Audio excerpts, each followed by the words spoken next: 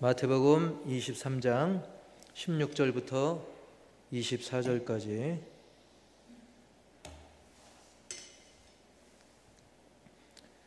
제가 한 절, 여러분 한 절 교독하겠습니다.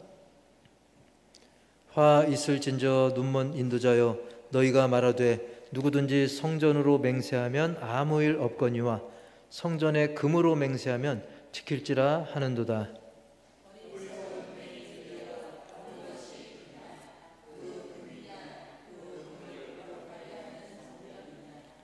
너희가 또 이르되 누구든지 제단으로 맹세하면 아무 일 없거니와 그 위에 있는 예물로 맹세하면 지킬지라 하는도다.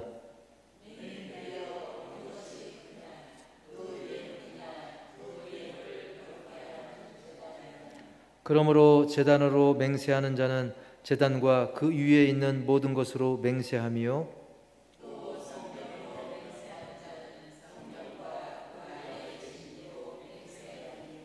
또 하늘로 맹세하는 자는 하나님의 보좌와 그 위에 앉으신 이로 맹세함이니라.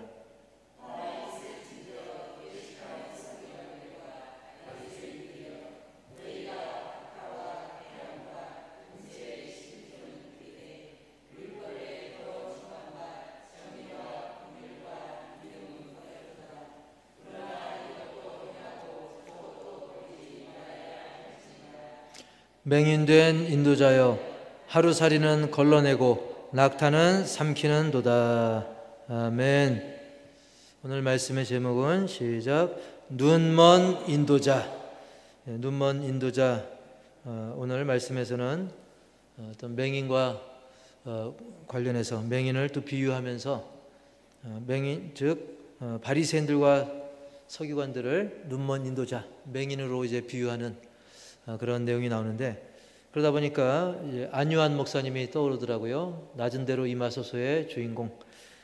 처음에 정상적으로 볼 수 있었던 분인데 그가 나중에 이제 눈이 멀게 되고 맹인이 되어서 아주 극심한 혼란과 고통 중에 있었지만 하나님을 만나게 되면서 예수님을 구주로 삼으면서 그의 삶이 바뀌고 그리고 오히려 그 맹인 상태에서 또 많은 그 맹인 선교를 하고 또 세계적으로도 많은 선교의 사명을, 또 전도와 선교의 사명을 감당하게 되었죠. 그리고 나중에는 그 눈을 고칠 수 있는 기회가 생겼음에도 불구하고 오히려 자기가 눈이 멀쩡했을 때보다 이렇게 시력을 잃었을 상황이지만 육신적으로는 눈이 어두웠지만 오히려 영안이 밝아지고 또 하나님의 뜻을 밝게 깨닫게 되면서 내가 이 큰 은혜를 누리는데 굳이 내가 뭐 눈을 수술할 게 뭐하냐 그랬던 기억이 납니다. 그래서 우리는 지금 다 눈이 뭐 시력이 뭐 조금 덜 좋고 더 좋을 수는 있겠지만 그래도 다 나름 눈이 정상이지만 더 중요한 것은 우리의 영안이, 영적 안목이 저 바리새인들과 서기관처럼 어두워지지 않고 밝아져서 하나님 영광을 위해 또 영혼들 더 사랑하는데 우리의 삶의 시간을 더 많이 바칠 수 있기를 주님의 이름으로 축복합니다. 지난번에는 예수님께서 그 외식하는 서기관들과 바리새인들을 향해서 복이 아니라 아주 화를 명하셨죠. 우리가 더듬어 보면 예수님께서는 일찍이 산상수훈에서 이 8복, 8가지 복을 말씀하셨지만 지난번 본문에서는 8복이 아니라 오히려 7가지 화, 7번씩이나 화 있을진저라고 선포하셨는데 지난번에는 첫 번째 화, 두 번째 화까지 했고요. 오늘 본문에는 세 번째로 또 화를 선포하시는 그런 내용이 나옵니다. 누굴 향해서? 바리새인들과 서기관들을 향해서. 16절 다 같이 시작. 화 있을진저 눈먼 인도자여, 너희가 말하되 누구든지 성전으로 맹세하면 아무 일 없거니와 성전에 금으로 맹세하면 지킬지라 하는도다. 아멘. 바리새인들과 서기관들에 대해서 예수님께서는 그들의 눈, 육적인 눈, 육안은 멀쩡하지만 그들은 진리에 대해서는 막 눈이 멀어 있는 거나 마찬가지였기 때문에 그만큼 완고하고 도저히 뭐 치료 불능인 그런 상황이었기 때문에 예수님께서는 그들을 가리켜서 눈먼 인도자여라고 그렇게 부르고 있는 것입니다.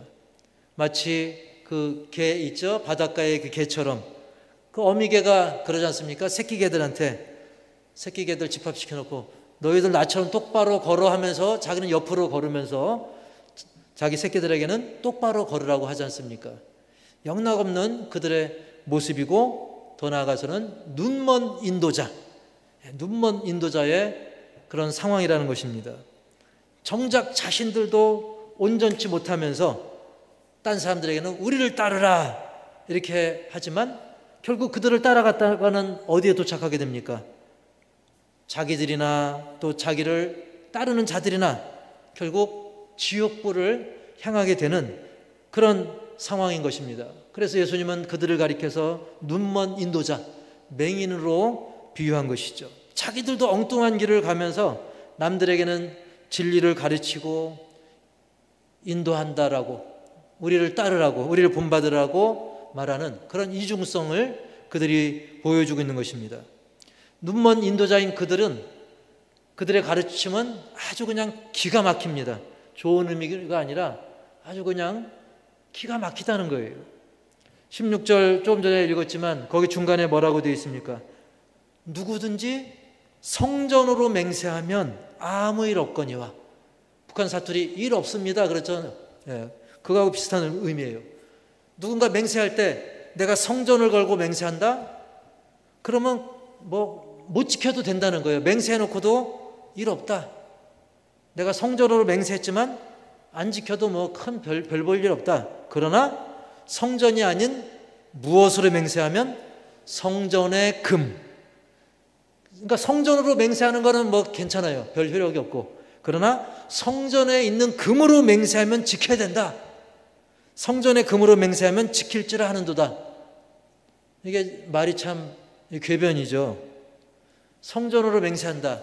바로 성전에 보면 여러 가지 이렇게 구조가 있는데, 구조와 환경 그런 것들이 갖춰져 있는데 성소도 있고 지성소도 있고 제단도 있고 어떤 이런 성전 건물, 이 건물로서 이 성전에 대고 맹세를 하는 것은 반드시 지켜야 될 의무는 아니야.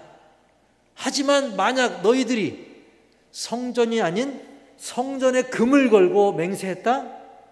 즉 백성들이 성전에 바친 금부치 예물이든지 아니면 성전에 장식된 금, 여러 가지 장식에 쓰인 금, 그리고 성전 금고에 보관된 금, 이런 것들을 걸고 맹세했다고 한다면 반드시 지켜야 된다.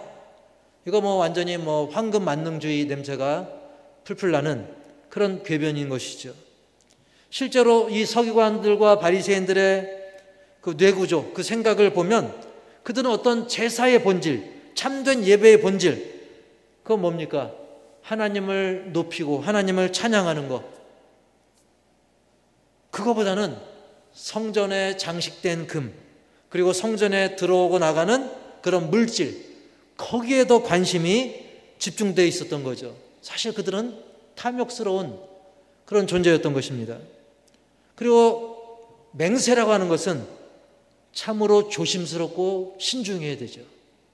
저도 이렇게 목회하면서 우리 성도님들 중에 목사님 저 이거 맹세하게 왔습니다, 이 소리를 아마 있긴 있었을 것 같긴 한데 누가 언제 그런 이야기를 했었나? 한두 번이나 있었나? 20여 년 동안? 그 정도로 이 맹세라는 것은 쉬운 게 아니죠. 굉장히 어렵고 조심스럽고 신중한 거 아닙니까? 그래서 예수님도 일찍이 마태복음 5장 34절에서 그렇게 말씀하시잖아요. 시작. 나는 너희에게 이르노니 도무지 맹세하지 말지니, 이렇게 말씀하실 정도였어요. 그럼에도 그들은 맹세를 남발하는 데다가 그런 그릇된 맹세의 습관을 다른 사람들에게도 퍼뜨리는, 그래서 결국 예수님께 한 소리 듣는 그런 존재가 된 것이죠. 그래서 예수님께서는 계속 17절에 이렇게 또 말씀하시죠. 시작. 어느 것이 크냐? 금이냐? 그 금을 거룩하게 하는 성전이냐? 아멘. 이 구절을 한번 자세히 이렇게 보시면 서기관과 바리새인들을 향해서 여전히 예수님은 어리석은 맹인들이여 라고 꾸짖듯이 외치면서 질문합니다. 어떤 게 더 클까? 금이 더 크겠느냐? 금이 더 중요하냐? 아니면 그 금을 거룩하게 하는 성전이 더 중요하냐? 여러분, 금이 더 중요합니까? 성전이 더 중요합니까? 그죠? 금은 뭐 딴 데도 있을 수 있어요. 은행에도 있을 수 있고, 요즘으로 말하면 또 금 거래소에 있을 수 있고, 종로에 가면 또 많고.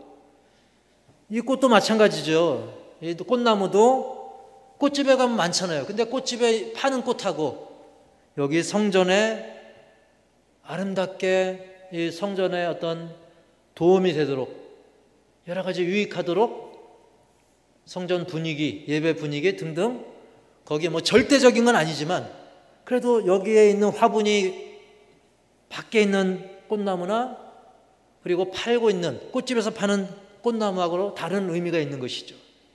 마찬가지입니다. 금 자체는 물론 좋은 거죠. 소중하죠. 하지만 성전 안에 있는 금, 거기에는 의미가 있는데 왜 의미가 있습니까? 성전에 있기 때문에 의미가 있는 것이죠. 하나님 임재의 처소에 있기 때문에 의미가 있는 것이죠. 이거 물어보나 마나인 것이죠.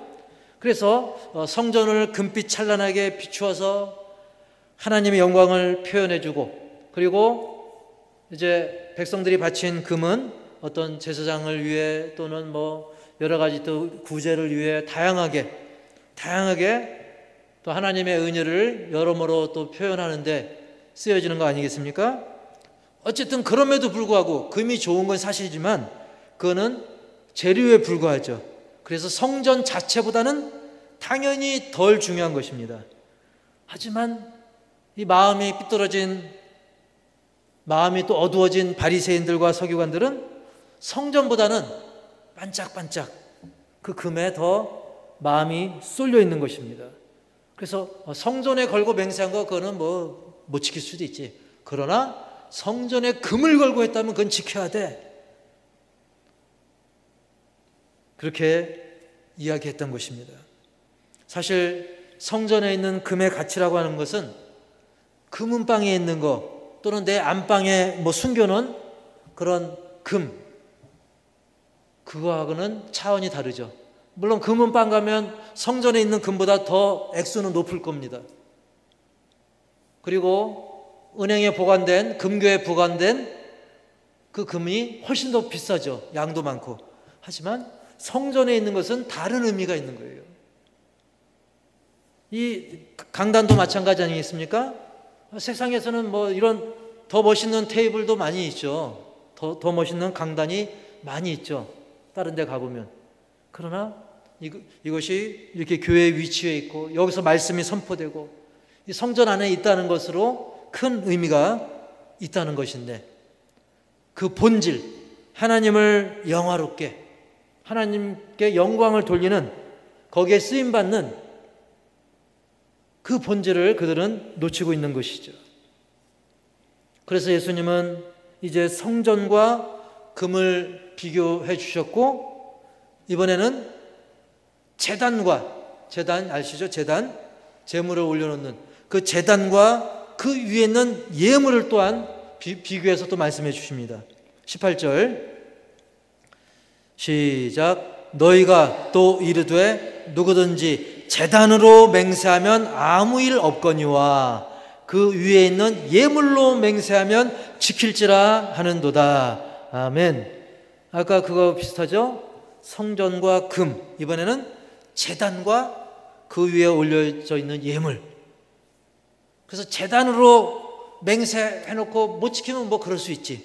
근데 그 위에 올려져 있는 예물로 맹세했다고 한다면 그거 지켜야 돼. 그거죠. 그런데 사실 이 예물의 가치는 왜 있는 겁니까? 바로 하나님께 바쳐질 제단 위에 있기 때문에 거기에 있기 때문에 의미가 있는 것인데 역시 그들이 성전의 본질 그리고 성전 안에 있는 금의 의미를 놓친 것처럼 이번에도 제단과 그 위에 예물, 놓인 예물 그 본질과 의미를 역시 또한 놓치고 있는 거예요. 그러다 보니까 예수님이 이렇게 말씀을 계속하시죠. 19절 시작. 맹인들이여 어느 것이 크냐? 그 예물이냐? 그 예물을 거룩하게 하는 제단이냐? 답이 나와 있죠. 그죠? 예물보다는 그 예물을 거룩하게 해주는, 하나님께 바쳐지기 때문에, 이 제단 위에 있기 때문에 아무리 뭐 소고기가 됐든 송아지를 올렸든 양을 올렸든 비둘을 올렸든 그게 소중한, 그게 의미가 있는 이유는 뭡니까? 제단 위에 있기 때문에. 그 예물로 올려진 그 짐승 자체는 시중에 가보면 막 오늘날로 말하면 정육점에 깔려 있잖아요. 마트에 가면 깔려 있는 거 아닙니까? 근데 왜 그게 의미가 있습니까? 바로 제단 위에 있기 때문에.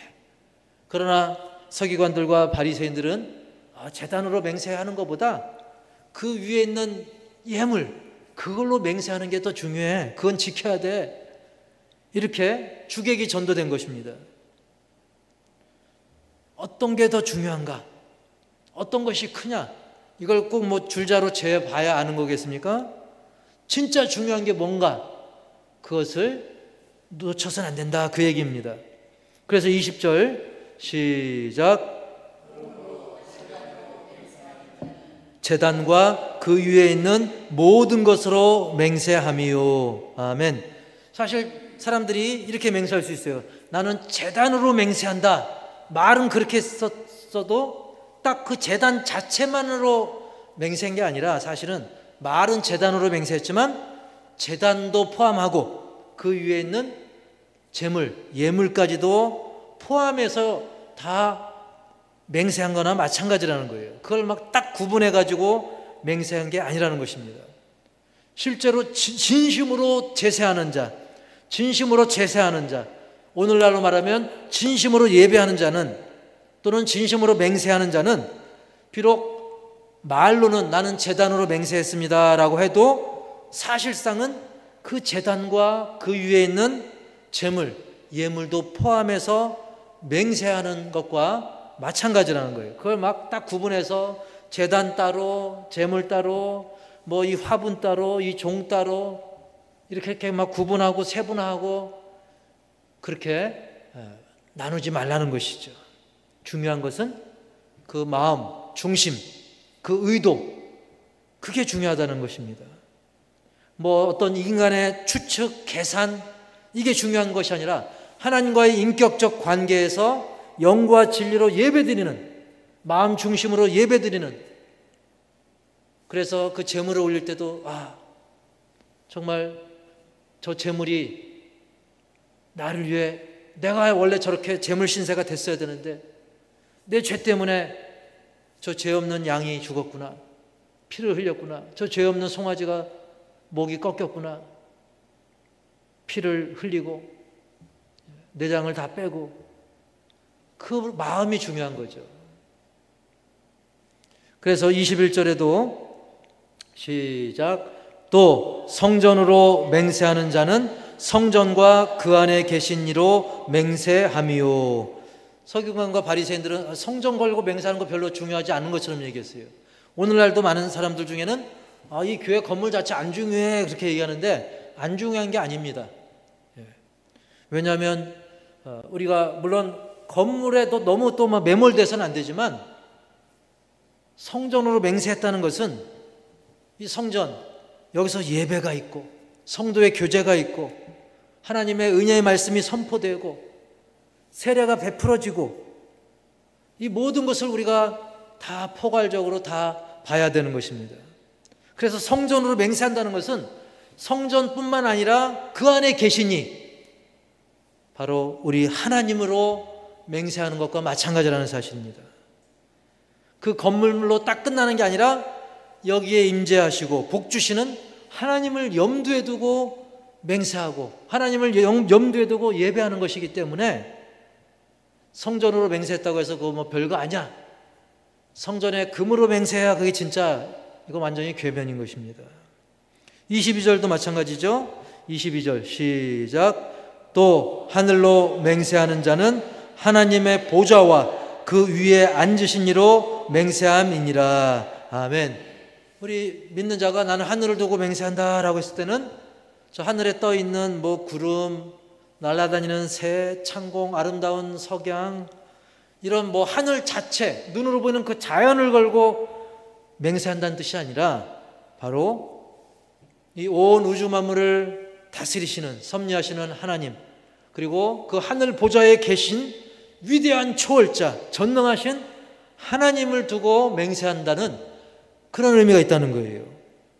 하늘 두고 맹세한다 해서 저 구름, 저 보이진 않지만 저 바람, 저 노을, 딱 그것만 딱 집어서 맹세하는 게 아니라는 것입니다. 어떤 물리적인 환경, 그것만 두고 맹세하는 게 아니라 바로 하늘 보좌에 계셔서 우리를 다스리시고 주장하시는 그 하나님께 맹세하고, 우리가 하늘을 우러러 보면서 또 하나님을 찬양하고, 주 하나님 지으신 모든 세계, 그 하나님을 찬양하는 의미가 있다는 것이죠. 이렇게 예수님은 이러한 진리를 말씀하시면서 네 번째로 총 7개의 화 중에서 이번에는 또 네 번째 화 있을진저를 말씀하십니다.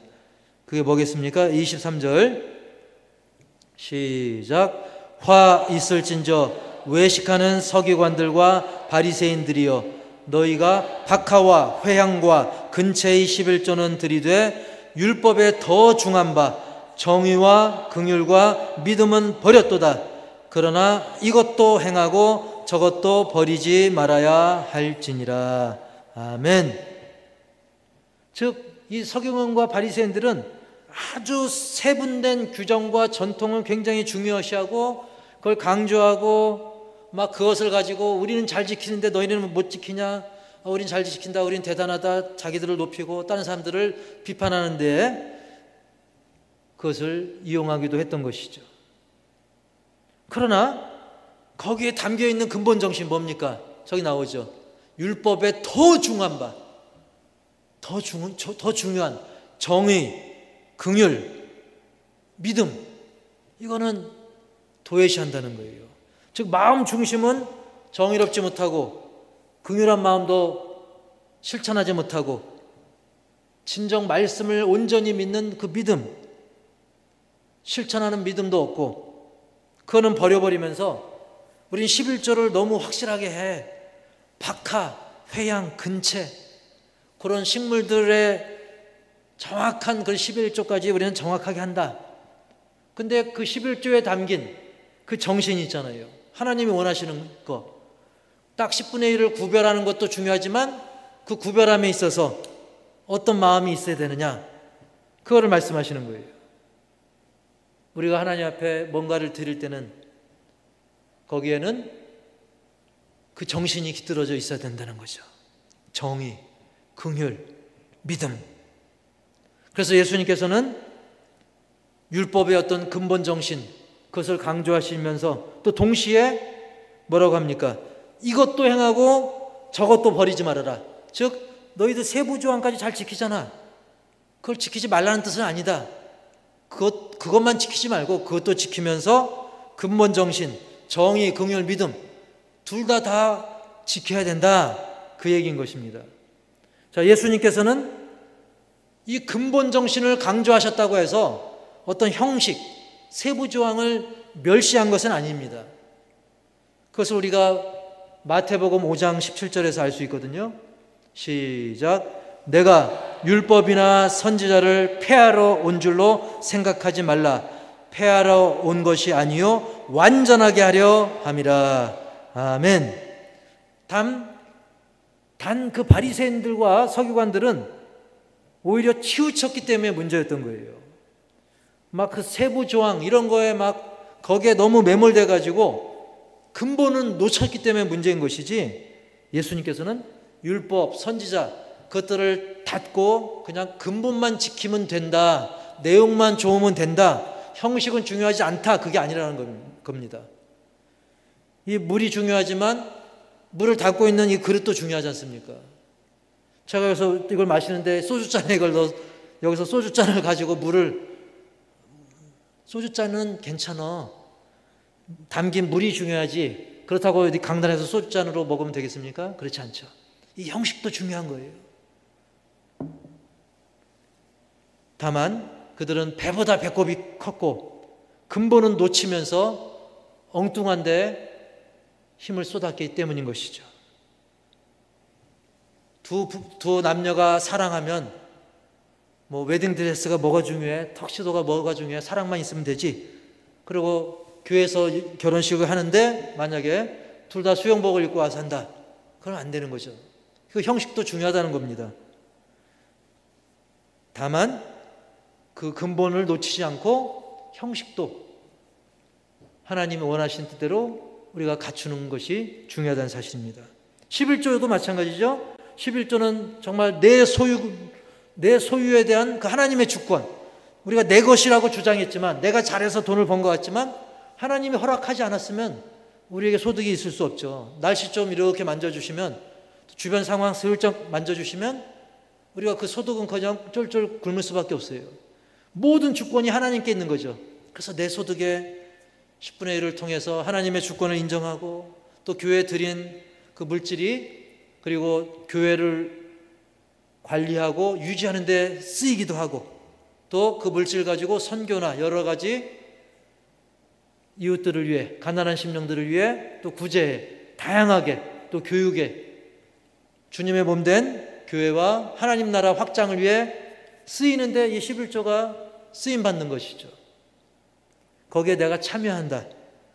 거기에 의미가 있음에도 불구하고 바리새인들은 그냥 뭐 박하의 11조, 회양의 11조, 근처의 11조 이렇게 세분화시켰지만 정작 근본은 놓쳤죠. 오히려 구제할 대상을 구제하지 않았던 것입니다. 그래서 24절에 이렇게 말씀하죠. 24절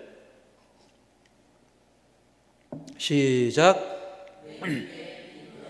하루살이는 걸러내고 낙타는 삼키는도다. 오늘 맹인 눈먼자 이게 자주 나오죠.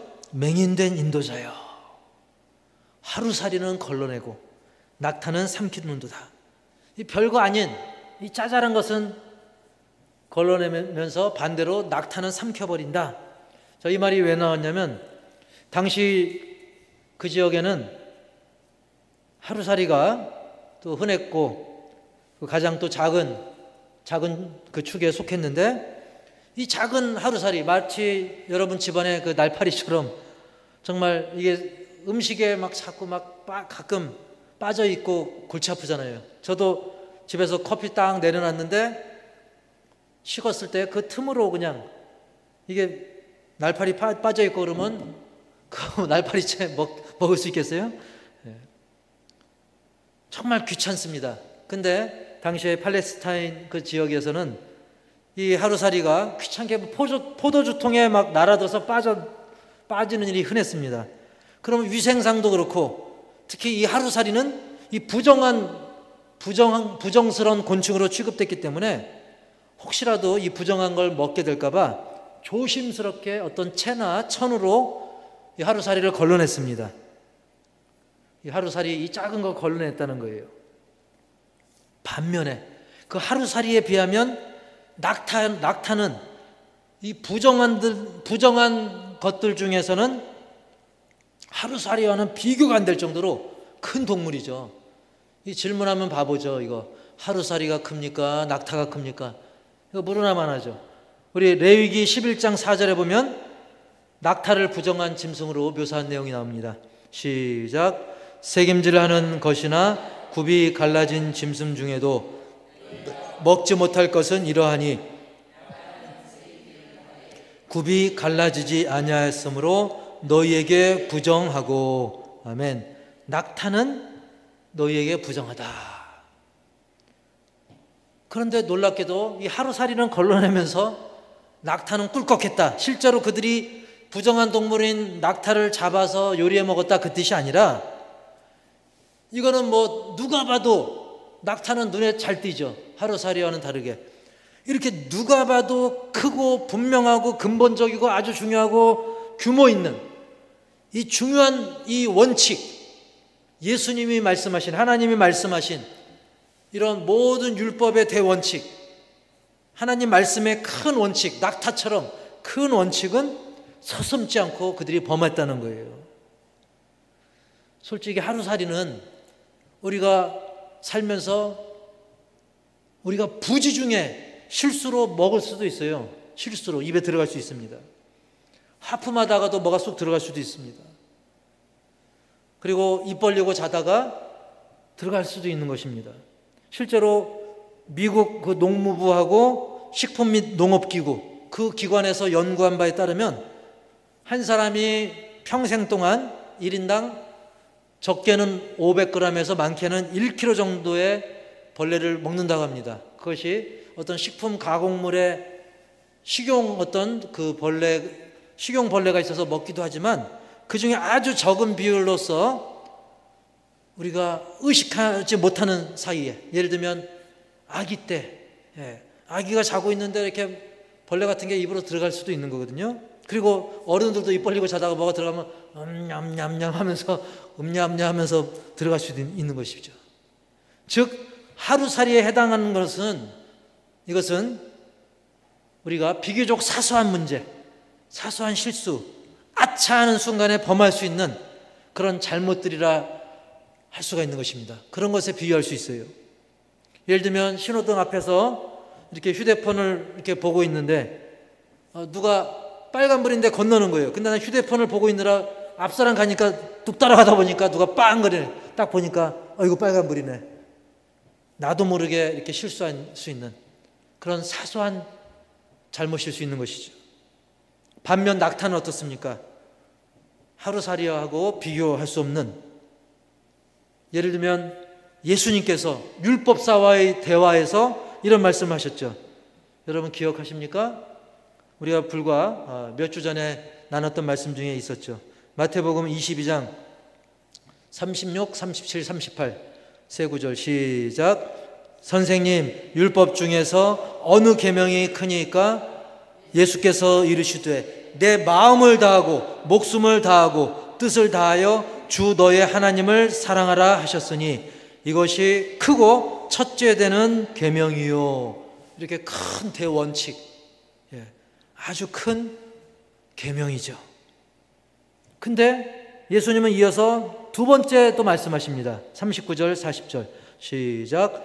둘째도 그와 같으니 내 이웃을 내 자신같이 사랑하라 하셨으니 이 두 계명이 온 율법과 선지자의 강령이니라. 아멘.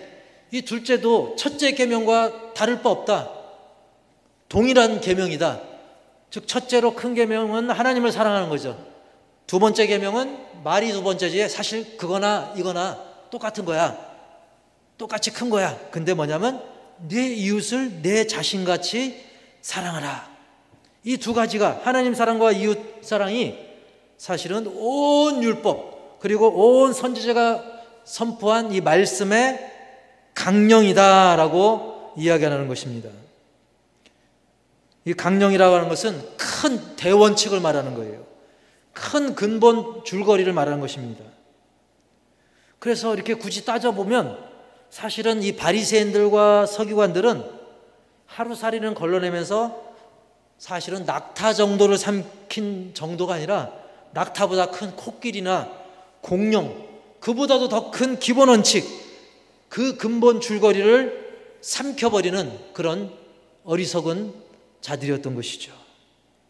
그들은 어떻게 했습니까? 하나님이 긍휼히 여겨야 된다, 너희들 이런 사람들 챙겨야 된다라고 했던 사회적 약자들, 예를 들면 과부들, 과거 당시에 옛날에 그 과부들은 굉장히 약자였습니다.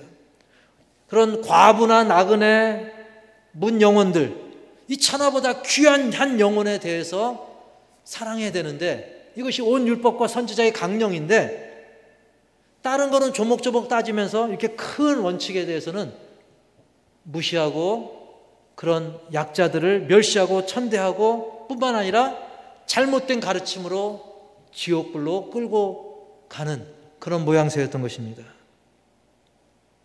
마치 책을 읽으면 주로 성경책도 보면 아래쪽에 작은 글씨가 있죠.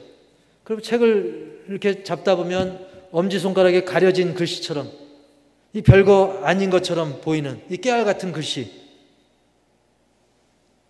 그런 깨알 같은 어떤 율법 조항들, 그거는 마치 하루살이 걸러내듯 조목조목 따지면서 온 율법과 선지자의 강령이 조금 전에 제가 뭐라 그랬어요? 아주 큰 줄거리죠. 핵심. 어떤 일의 기본이 되는, 근간이 되는 큰 줄거리 핵심. 성경에 있어서 그 강령이 뭐겠습니까? 바로 사랑이죠. 하나님 사랑, 이웃 사랑. 이것은 그들은 우습게 패스했던 것입니다. 이것을 보면서 우리는 선지자들, 바리새인들, 우리가 손가락질할 수도 있어요. 하지만 그런데 도리어 우리도 그럴 수 있다는 거예요. 우리도 어떤 그런, 물론 중요한 것들입니다. 예배 바른 자세로 드려요. 예의 갖춰야 돼. 휴지 떨어져 있으면 주워야 돼. 숟가락 젓가락 방향 맞춰야 돼. 물론 맞는 얘기입니다. 이런 것도 다 중요합니다.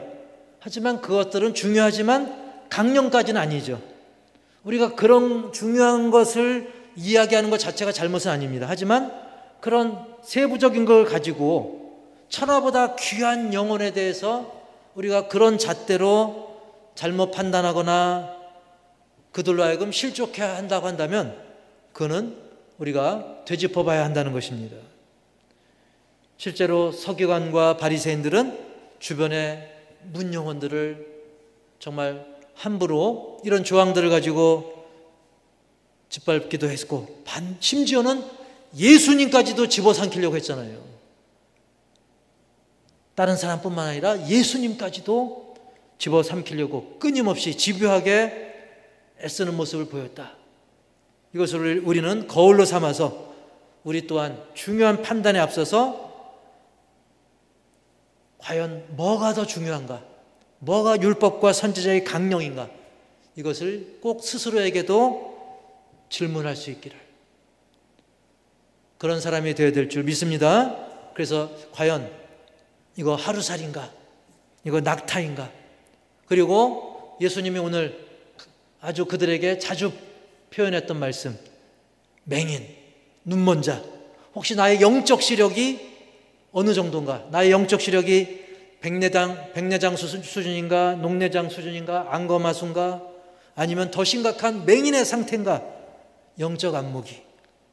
그래서 우리는 영적 안목을 기를 수 있도록 말씀과 기도로 내 눈을 가리는 것들을 걷어내고 주님의 눈으로, 즉 공의와 사랑의 눈으로 바로 보는 그런 습관을 길러야 될 줄 믿습니다. 그래서 주변의 영혼들을 바르게 인도해야 됩니다.